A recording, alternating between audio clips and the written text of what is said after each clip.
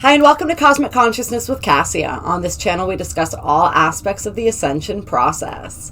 I have a variety of services that I offer to assist in your awakening journey, and you can find those listed in the description box below. Today, we're going to be doing the daily reading for Monday, April 19th, 2021. And today is a day that is ruled by the root chakra and guided by spirit. And the galactic signature for today is the white solar world bridger energy. And this white world bridger energy we encounter from time to time here. So some of you may be familiar with this by now if you watch these videos a lot. This is the energy of equalization, death, and opportunity. And so it's this understanding that there is a cycle to everything, right? And it's a never-ending cycle. It's a circle, right? So nothing ever ends. It's a circle. It's a spiral. It just keeps going and keeps going and keeps going. And so when we understand this, we can look at and understand death as the great equalizer and as an opportunity. It's an opportunity to appreciate life that much more fully. It's also an opportunity to see and understand when we are at the point in this cycle where something needs to be released, something needs to change form, right? It needs to be alchemized in order for us to move to the next phase of the cycle, which is then, of course, the rebirth. And so today is a day for looking at what has come to its end. And this isn't just necessarily outside things. This is what within us, what aspect of us has outlived its purpose and is ready to be shed, just as the snake sheds its skin, right? What aspect, what limitation, what fear, right? is ready to be released so that we can continue to grow and evolve. So it's a really beautiful energy when we look at it that way. And it's full of opportunity. So it's about surrendering to those opportunities. Today is also a day that's about forgiveness. It's about building bridges as much as it is about allowing the bridges that are already on fire to burn. And so where can we build a bridge today? Where can we build a bridge that will lead us toward what it is that we're wanting to move toward in our lives? How can we create that today? And where can we find forgiveness in our hearts? Where can we find surrender in our hearts? And the energies of today are going to be a little bit intense for some. So it's a good idea to really employ this strategy of surrender, this strategy of seeing every ending as a new beginning, and of really employing that art of forgiveness, as well as that art of gratitude and appreciation for every single moment of this life. Because we may be eternal, but this specific incarnation and experience does have a beginning and an end, right? Which is still kind of linear thinking, right? But you guys know what I mean. Like, it doesn't necessarily go on forever, although we do. So really appreciating what we have in our here and now, especially those things that are inspiring to us, that make us feel good, right? We're releasing the things that are ready to be released, but we're also opening up to and appreciating the things that we have in our lives and making room and making space for those new opportunities to arise, and knowing and understanding that today is a really great day to lay to rest the things that are ready to be laid to rest, so that we do have that space for the things that are coming, for the opportunities that want to come our way. And the affirmations for today are: I pulse in order to equalize releasing opportunity, or realizing opportunity. I seal the store of death with the solar tone of intention. I am guided by the power of spirit. And the additional affirmation is: I am Simi, world bridger. I am your ability to surrender and let go. I am your forgiveness and your liberation. And the guidance is to focus on allowing the necessary endings to create renewal and opportunities. Surrender your ego's need to control and relax into the grace of the larger plan. And that really brings to memory the reading we did the other day of everything is happening according to divine plan, trust in the divine plan. I think that's what it was called. That is coming to my mind again. Oh, and it's 11:11 right now as I opened my phone back up. So the astrology for today, you guys. All right. We still have the moon in Cancer. And so we're in that feeling energy. We're in that intuitive energy. That feeling intuitive energy is enhanced by the fact that the moon is involved in a mystic triangle with Neptune and Pluto right now. And so this is really gorgeous energy. And we have the Pluto sextile Neptune aspect is ongoing. It's been ongoing for a very long time, and I mean a very long time. Like, this is in my natal chart. I actually was looking at my natal chart the other day, and this morning. I've been peeping at it a lot lately, and it was perfected at 60 degrees on my birthday, and that was in 86. All right, so like this is an ongoing. These planets are very slow movers, and they both go into retrograde, right? Pretty often. And so as all of this is happening, they're both going to retrograde again this year. I'm pretty sure they go to retrograde every year, right? More or less. So they're not moving too far too fast. So this is a very ongoing, a generational aspect, at least one generation, right, that really has this aspect to some extent. And so they're actually they're 5 degrees apart right now in their sextile, which is it's sort of some of the furthest that they go, but still 5 degrees. I mean, with these planets especially, like that, that energy is strong and that energy is stable. And so this is the energy that really gave way to the whole understanding the psychology, right, the psyche, right, because that is very much one of Pluto's domains. And then Neptune being that higher spiritual, that collective spirituality, the higher self, right? And so these two aspects, very, like when these planets come together and aspect each other in this really dynamic connection of a sextile, there's a lot of communication going on. There's a lot of spiritual enlightenment is what I feel by this connection, because I look at Neptune as our higher spiritual understanding and ideals, and I look at Pluto as our soul, like the full light and power of our soul and how we develop that over the course of these lifetimes. And so this is a very dynamic connection, a very highly psychic connection. We've seen a lot of people's psychic and intuitive abilities opening up, that becoming much more mainstream in the however many decades, I don't know. Though anyone who's like super stringent about their astrology might cringe sometimes watching my videos, because I'm learning as I go along, and I'm just sharing the information that's feeling relevant, and I don't have all the exact numbers for you guys, but we've really seen that opening up more, and they're continuing to support us in doing that, in getting in touch with our power, with our psychic gifts, with our abilities, with our intuition, with our own souls, right? And bringing more of that soul light, embodying more of that soul light in this lifetime. And so we have that beautiful aspect that's being complemented by the moon trining Neptune today, and then in an opposition to Pluto, which gives us a little bit of that intensity that kind of pushes us out of our comfort zone. And so that's a good thing when we have an opposition involved here, because it brings forth movement. We aren't too comfortable. There's a lot of movement involved in these mystic triangle aspects. And so, yeah, we've got that with the moon opposition Pluto. We also have a T-square going on between the moon, Eris, and Pluto today. All right, and so this is what makes this energy so dynamic, is these conversations with Pluto and Eris. And so it's very much an energy of possibly feeling a little bit restless,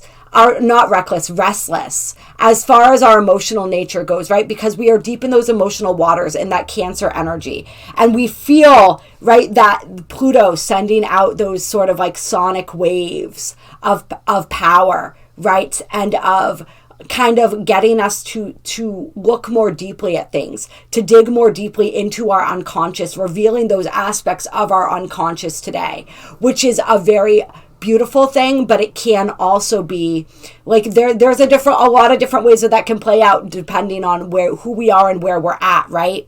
And especially with Eris being involved in this T-square, and a T-square involves two squares in an opposition. So this is 3 challenging aspects grouped into one giant aspect. So this is one of the most challenging aspects that we can find in a chart, but it's a positive thing because it really causes us to, once again, get moving, get growing, get changing. The level of discomfort becomes too great for us to sit still.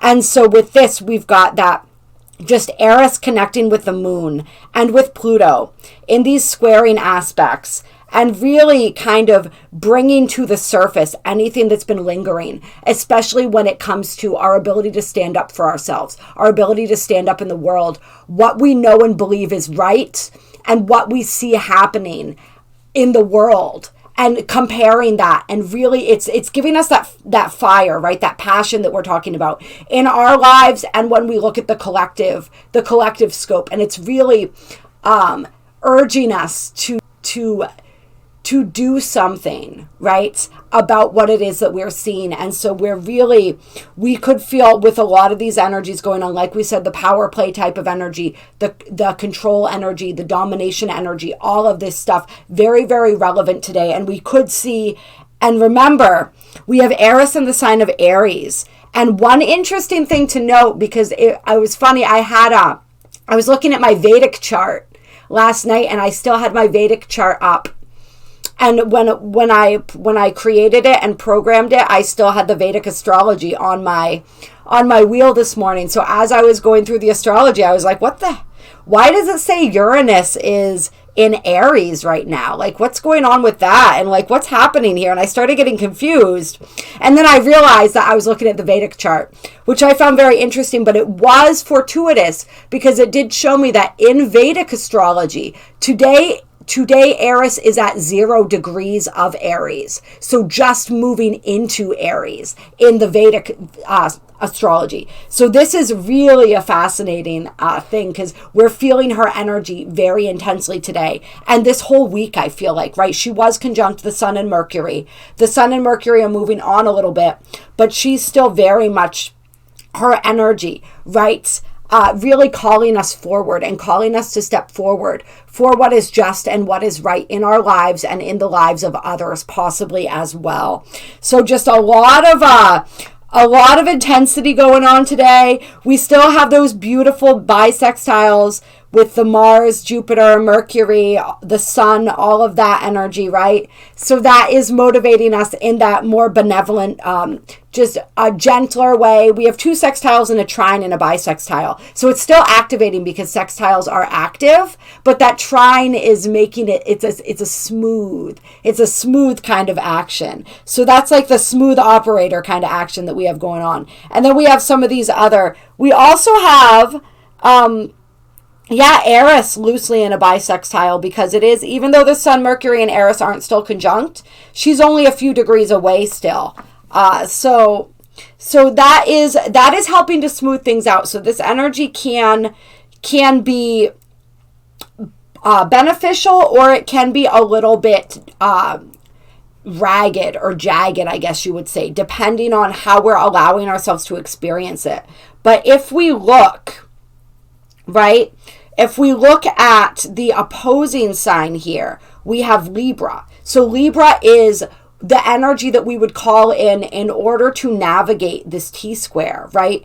Or any of these energies that we're talking about right now. And so that's the energy of harmony. It's the energy of balance. It's the energy of fairness. It's the energy of seeing both sides of things. It's the energy of compromise. So that's the energy that we want to bring into our lives as much as possible. And remember, we talk about this all the time. We compromise, but we don't compromise ourselves. And so seeing and understanding that difference and employing that today, and just looking at how is it that I can be a force of peace and harmony, even in the face of apparent disharmony. Where can I hold that light, both for myself and for others, while at the same time staying true to who I am, to what I know, to what I believe, and to what I know is right. And so these are key questions that we're going to be navigating really throughout this entire, this aspect of our ascension process, as we are, working with all of these systems of control, as we are coming into our own light, coming into our own dominion, right? And really understanding our sovereignty. There's just so many different ways and different facets and different areas where this can play out, and different results for this. So it's a lot of energy that we're working with. It's a lot that we are experiencing and understanding. And it's a balance, right? It's that Libra energy of finding the balance. When we come into our empowerment, there is this series of time where sometimes we go way too far to one end and to the other. If we were very disempowered before, sometimes we become, I don't want to say overly empowered, but a little bit, Aries energy really comes out, right? that Mars energy really comes out, and it becomes a little bit overbearing. And so we teeter back and forth until we find our center, where we're just standing and radiating in the truth of our knowing. And we're not allowing anything. We're not giving our power away, because when we react overly to a situation, we're still giving our power away. We're just doing it in a different way than we were doing it before. And that's the understanding that we're all beginning to come into. Clear, right? How much energy am I expending in a situation? If I am overly expending my energy, even if it is in the act of, like, we don't want to, it's that energy of working toward instead of working against is something that we're learning. It's not what am I working against, it's what am I working toward? What am I creating? So yeah, a big, big day as far as all of that goes. And we can see, of course, how that plays into the energy of the White World Bridger. As we have all this Plutonic energy, Pluto represents rebirth, the whole cycle of rebirth, right? And then we also have this Eris energy. We've got just so much going on here, so much going on. But notice the title, the White World Bridger. And so it's the bridger of worlds, right? We may live in two different worlds. We may have two different perceptions, two different realities, two different belief systems. But how can we bridge that, right? What do we have in common? What brings us together, right? That's another energy of the world bridger. What bridges can we build from one world to the next? All right, let's get some energy here. We're doing the Psychic Tarot to start out. So we have the solar plexus chakra coming out first. And this makes a lot of sense. This is our will, right? This is our ability to act, to move forward in the world. And so that center definitely is a center that we're working on balancing today. And like we said, that balancing energy coming in strongly. Balancing is when we're not too far on either end of the spectrum. There is a lot of people think about blocked chakras, right? And I think this energy is interesting because there's a lot of people who will say that your chakras are able to be fully blocked or blown out or all of this different stuff. I don't necessarily resonate with that. I think that there's times where the energy is underactive because there's too much, it's got too much clutter, right? But it can also be overactive. And when it's overactive, that's when we see that other extreme of energy that we were talking about, right? And so it's finding that balance in the middle. And if you guys want any assistance with the chakra balancing, releasing, forgiveness, any of this stuff that we've been talking about today, please reach out. My info, like I said, is in the description box below. Then we have financial and material changes coming out. And we also have the shadow. All right. So I love this energy. We are very much, there's a lot of shadow aspects that are being presented to us. And it's interesting too, because we're seeing here, and this is definitely a theme that I've noticed within myself and with others as well, which is this theme of abundance consciousness and understanding how is it that I go after my abundance, right? Us really understanding and digging into the shadow aspects of the self when it comes to self-worth, right? This energy can be an energy of self-worth because this is our confidence. This is our ability to express ourselves fully in the world through movement, through action, right? And so we're seeing, and we talk about this all the time, and as Venus is now in the sign of Taurus, her home sign, this is really becoming even more relevant. And we've been seeing it this whole time. Uranus is in Taurus and will be for quite some time and has been for quite some time, right? At least 2 or 3 years now. And so this is that energy of us, our value systems being recalibrated and us really understanding how, as we always talk about, our relationships and our finances are 2 of the most direct reflections of our sense of self-worth, of our sense of self-confidence and self-love. So really looking at what is in the shadows as far as our finances go. What shadow aspects do we still need to heal around finances? And it's really funny that this comes up because I was talking about this with a friend of mine the other day.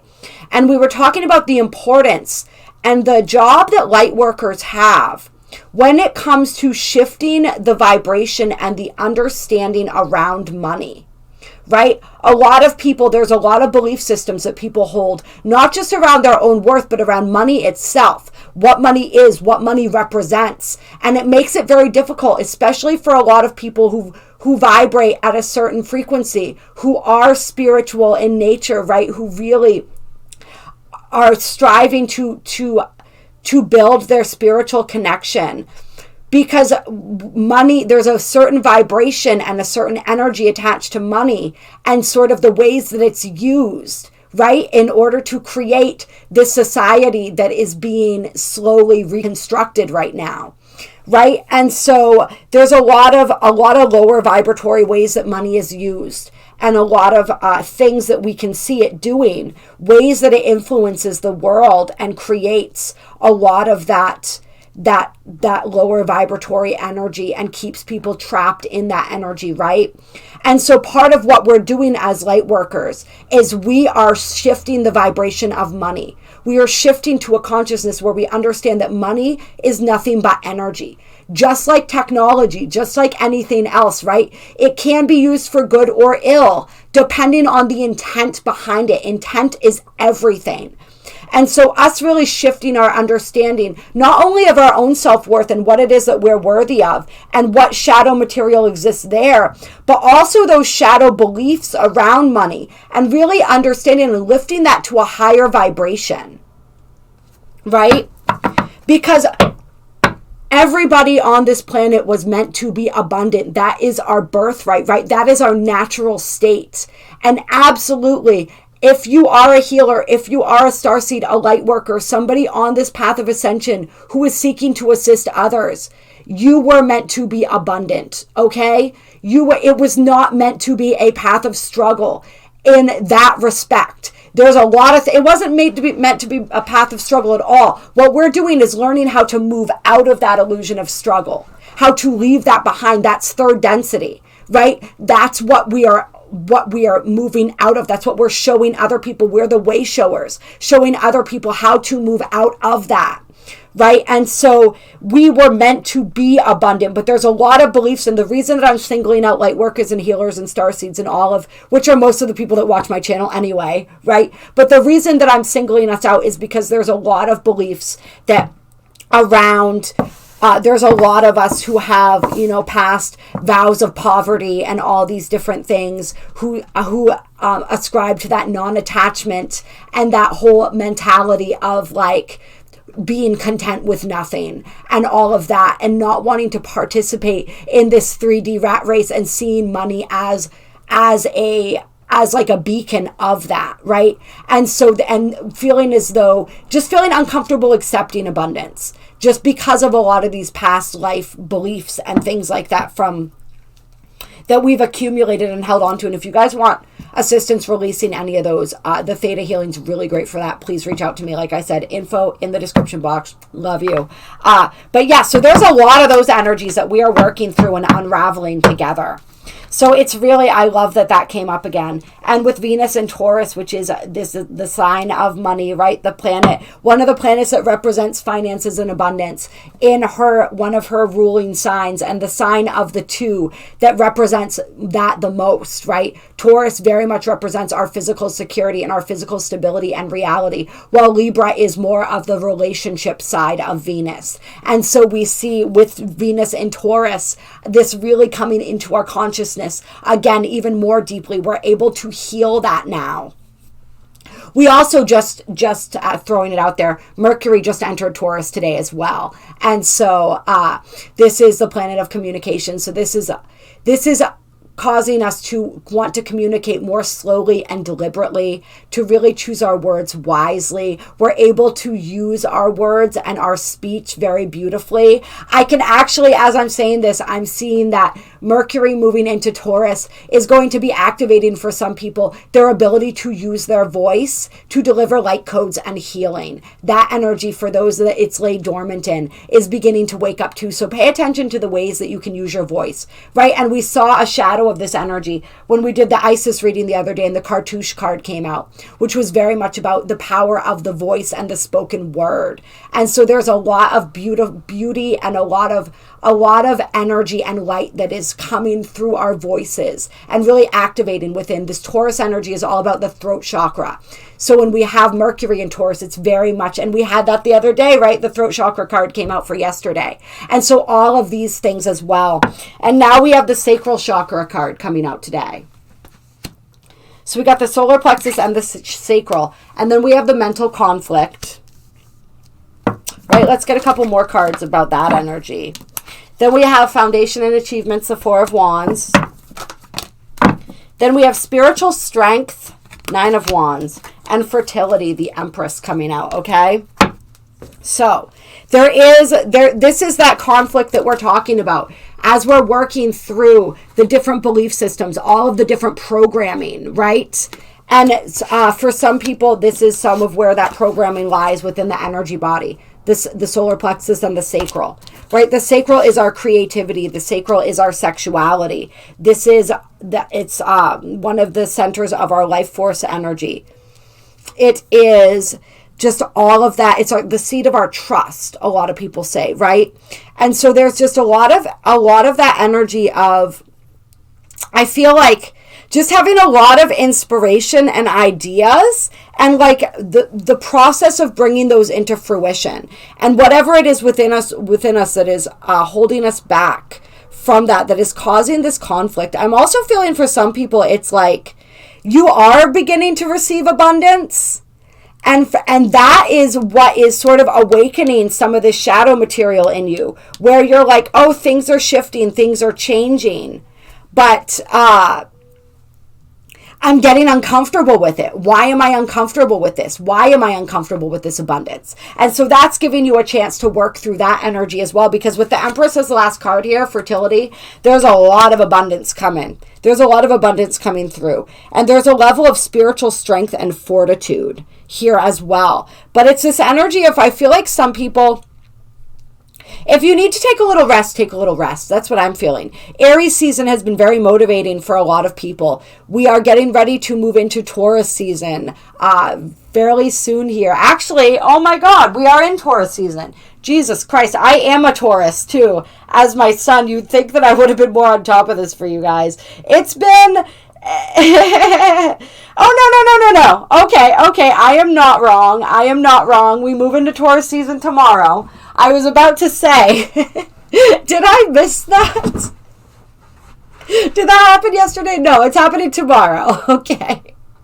We're just rolling with it. We're just flowing with it. It's whatever. So this is really, right, we're talking about Mercury in Taurus. We're talking about Venus in Taurus. The sun as well moving into Taurus. So that makes sense even more strongly why these energies around our abundance, around our physical prosperity, around even the sensuality and all of that stuff that was coming up in the readings the past couple days, right? Why that's all really activating.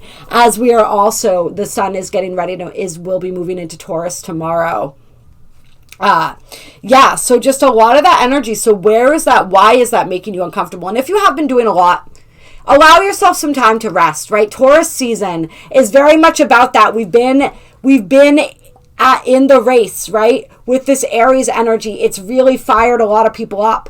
And now Taurus is more of that slow, steady energy. So Taurus is like, okay, so you got this initiative, you had this initiative, you got these projects off the ground, you started the forward momentum. Now let me help you carry that out, but let's slow this down a little bit and find a pace that works for the long run. Right? How do we plan for this long term? Because the pace you're going at right now, it's like when you start out running a marathon, you might start out really fast, but you're not going to run at 100% of your capacity that whole time because you'll tire yourself out quick. You're going to pace yourself, and then you're going to give yourself those bursts of speed when you need them. And so that's what Taurus is teaching us. So if you need a rest, if you need to rejuvenate yourself, allow yourself that time. I want to apologize. I know that there's probably a lot of people who have been waiting for the rest of the zodiac readings to come out this month. I have had to really tap into this. Like, I am very busy, and sometimes I need to take that time for me. And so really learning how to do that. And so I will be getting those out, you guys. I do know that there are those of you who are waiting for them, and I love you guys. I appreciate you so much. Remember, everything happens in divine timing. So it'll come out in the right timing. And so we always just have to trust that. But yeah, it's like, where can I take that space for me, right? Because this Nine of Wands card can also indicate it's that process of needing and wanting to slow down. It's also that this is also reminding us, right? Yeah, this is definitely reminding us not to block our blessings as well. Right? Don't block your blessings. If you are beginning to understand and realize that in some way, remember, we have that cosmic gift. We got that energy waiting that's coming in for us, right? So we don't want to block that. We want to be open to that. We want to be accepting of that. And so how can we do that? Right? How can we make sure that we are ready for the opportunity to embrace the opportunities that are ready to come our way, right? And so we have an opportunity to release, to let go of a lot of these things that are perhaps slowing down our abundance. We'll put it that way, right? It's like it's like the faucet's at a trickle. It could be at full speed. It's just, are we ready to twist that faucet? And so just understanding that and preparing yourself, and yes, moving on from anything that is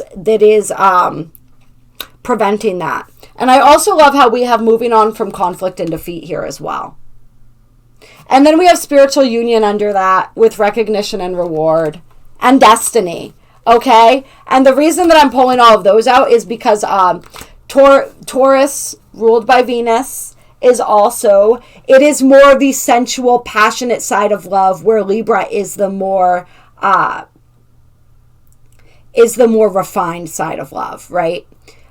The more partnership but it's all different aspects of partnership. So there is a lot of that passionate energy coming in for people too after you move on from situations. So there's a lot of energy, I feel like, that we're healing around relationships too. Remember, finances, relationships, these are the two main arenas that I really feel, as well as creativity, but finance and relationships, that we're really looking at with this, with all these planets moving into Taurus. So it's like, what is ready to be shed and released around that too? What beliefs, what behaviors, what habits, what cycles, so that we can move out of this defeated energy and move back into this energy of recognizing, I wanted to say recognizing ourselves in another, recognizing that, will we be able to recognize love when it shows itself, right? Do we believe that we're worthy? Do we, what is our perception of love, right? What is our perception of partnership? And what may we need to leave, right, in order for something else to be created? What needs to end there as well? All right, I love you guys. I appreciate you. I hope that you enjoyed this reading. If you liked it, hit that like button. Drop a comment. Let me know how today is going for you. I love hearing from you guys. There are links down to donate down below if you feel so moved to do so. I love you. I appreciate you. I will talk to you soon.